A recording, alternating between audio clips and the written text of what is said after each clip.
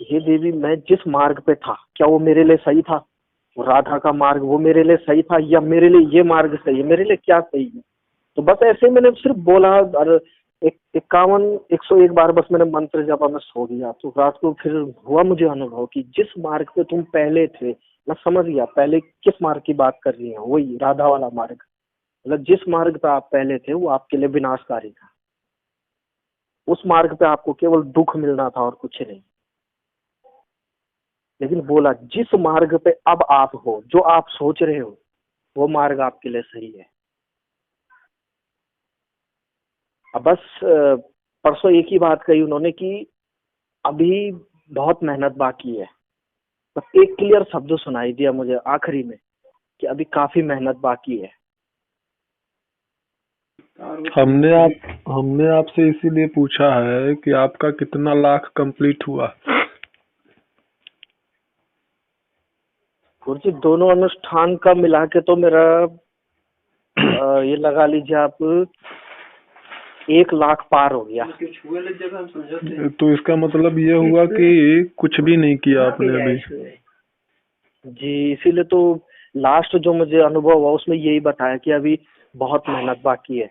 हमने आपके सारी चीजों को बताने के पहले ही आपसे हमने प्रश्न किया जी कि कितना जाप हुआ आपका।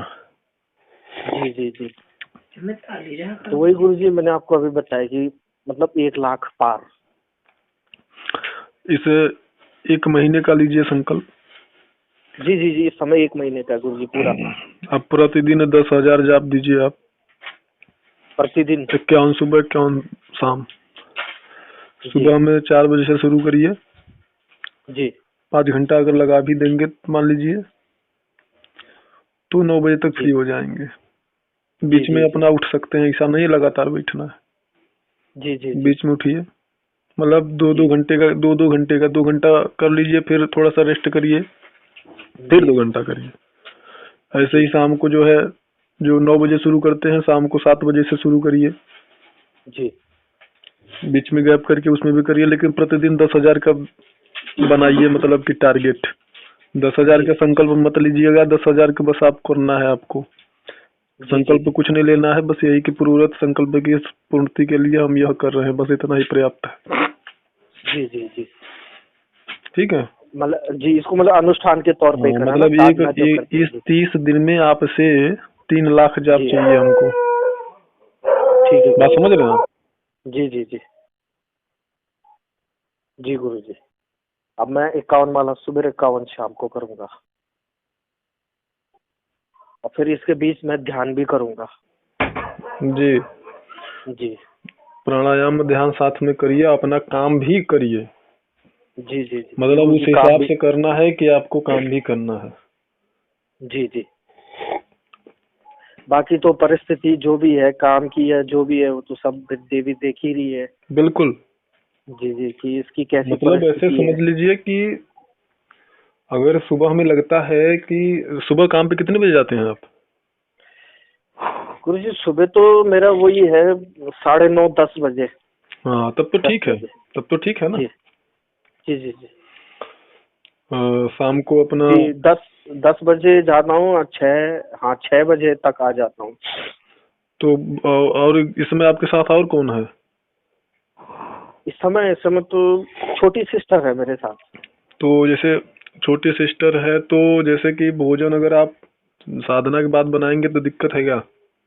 नहीं नहीं गुरु जी, भोजन तो मैं खुद ही बनाता हूँ, खुद ही खाता हूँ।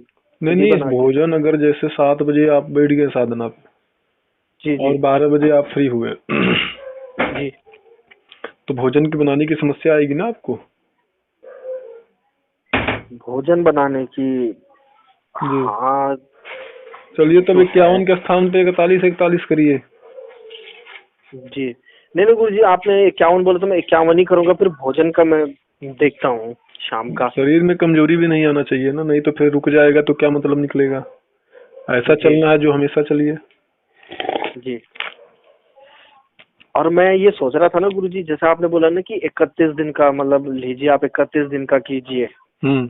तो मैं ये सोच रहा था गुरु जी कि जैसे 31 दिन जब मैं कंप्लीट कर दूंगा जी तो उसका मैं ये सोच रहा था कि मैं फिर कोई गैप ना करूं, मैं लगातार इसको करता रहूं नहीं तो रुकना नहीं, मैंने ये कहा कि इतने दिन में इतने लाख का टारगेट बनाइए। जी जी जी।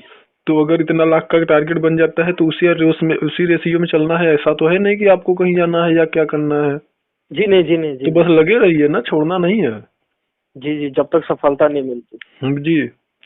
हमें लगा कि 2 लाख के ऊपर आप चले गए होंगे, 2.5 लाख के ऊपर गए होंगे, आप 3 लाख के ऊपर गए होंगे, लेकिन आप बता रहे हैं कि 1 लाख क्रॉस हुए हैं, तो कोई मतलब नहीं है उसका। जी जी जी। चलिए फिलहाल करिए।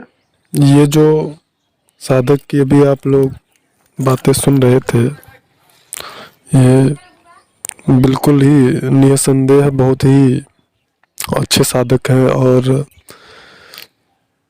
जितने कम जाप संख्या में इन्होंने जितनी सफलता प्राप्त कर ली है, इतने कम जाप संख्या में इतना आगे बढ़ जाना संभव नहीं होता।